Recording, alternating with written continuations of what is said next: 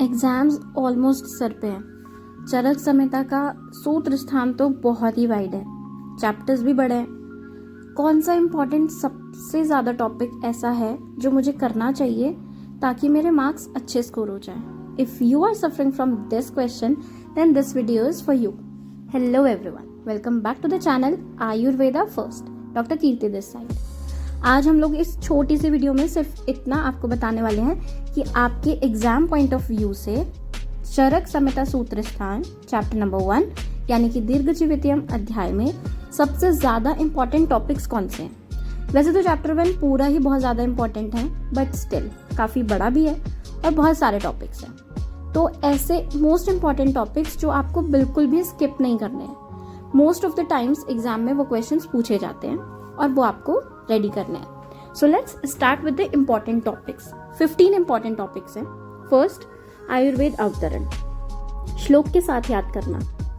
त्रिसूत्र यानी हेतु, लिंग और औषध।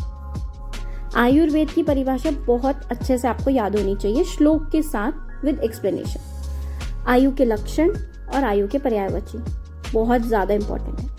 आयु के लक्षण और पर्यायवाची में बिल्कुल कंफ्यूज नहीं होना है, ठीक है। नेक्स्ट टॉपिक है सामान्य विशेष।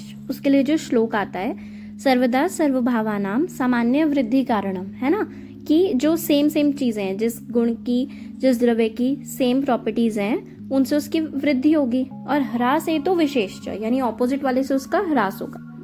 तो आप डेफिनेशन के साथ, श्लोक के साथ आप इसको याद करोगे।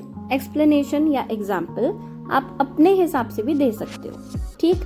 जैसे कि फॉर एग्जाम्पल कि वायु जो है उसका रूक्ष और शीत गुण है, तो अगर हम ऐसे द्रव्यों का सेवन करें जो रूक्ष है, शीत है ना, बहुत ज्यादा चल फिर ले, तो क्या है, वायु के गुणों की वृद्धि हो जाएगी, तो वात दोष का भी बढ़ जाएगा। नेक्स्ट पॉइंट जो आता है वो है मन, आत्मा और शरीर के गुण। उसके बाद कर्म के लक्षण, समवाय का लक्षण और द्रव्य गुण के लक्षण। ये अलग अलग 3 टॉपिक्स हैं, तो इसको अच्छे से याद करना है। फिर नेक्स्ट है दोष का भेद। अच्छे से क्लासिफिकेशन आपको पता होनी चाहिए कि दोषों की क्लासिफिकेशन कैसे की गई है, जैसे शारीरिक दोष, मानसिक दोष। फिर मानसिक में 2 आते हैं, रज और तम। शारीरिक में 3 आते हैं, वात, पित्त, कफ। तो पूरा अच्छे से फ्लो चार्ट बना के आपको ये भेद पता होने चाहिए। वात, पित्त और कफ के लक्षण बहुत ज्यादा इंपॉर्टेंट है, श्लोक के साथ याद करना है। श्लोक के साथ याद कर लोगे तो क्रिया शरीर भी तैयार हो जाएगा और चरक संहिता भी, ठीक है। इसके बाद है रस द्रव्य, मतलब द्रव्यों के भेद। बहुत ज्यादा लॉन्ग क्वेश्चन में पूछा जाता है, तो आप एक अच्छे से फ्लो चार्ट के रिप्रेजेंटेशन से आप द्रव्यों के भेद बताओगे। सबके बेसिस पे द्रव्य अलग अलग है ना, तो उसी तरह से आपको भी अलग अलग वो पता होना चाहिए। उसके बाद जो नेक्स्ट है वो है मूलिनी द्रव्य, ठीक है।